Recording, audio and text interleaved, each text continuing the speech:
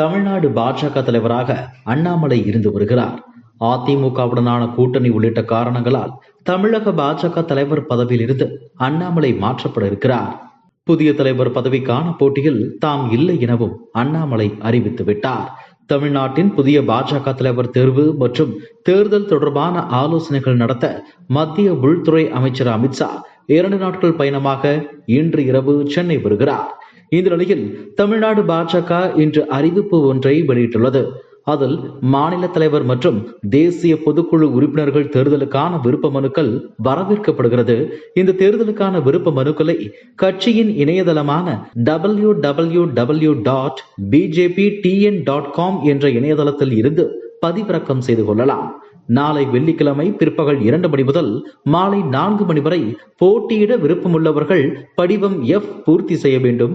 3 பருவம் தீவிர உறுப்பினராகவும் 10 ஆண்டுகள் அடிப்படை உறுப்பினராகவும் உள்ளவர் மாநில தலைவர் பதவிக்கு போட்டியிட தகுதி பெறுவர். இவரை கட்சியில் தேர்ந்தெடுக்கப்பட்ட மாநில பொதுக்குழு உறுப்பினர்கள் 10 பேர் அவரிடமிருந்து எழுத்துப்பூர்வமான ஒப்புதல் பெற்று பரிந்துரைக்க வேண்டும். தேசிய பொதுக்குழு உறுப்பினர் பதவிக்கு போட்டியிட விரும்புபவர்கள் படிவம் E பூர்த்தி செய்ய வேண்டும். மாநில பொதுக்குழு உறுப்பினர் ஒருவர் முன்மொழிய வேண்டும் என்று தெரிவிக்கப்பட்டுள்ளது.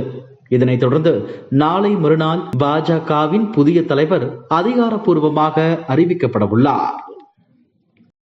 இதுபோன்ற செய்திகளை மேலும் தெரிந்து கொள்ள எங்களது யூடியூப், ஃபேஸ்புக் மற்றும் ட்விட்டர் ஆப்களை சப்ஸ்கிரைப் செய்யவும்.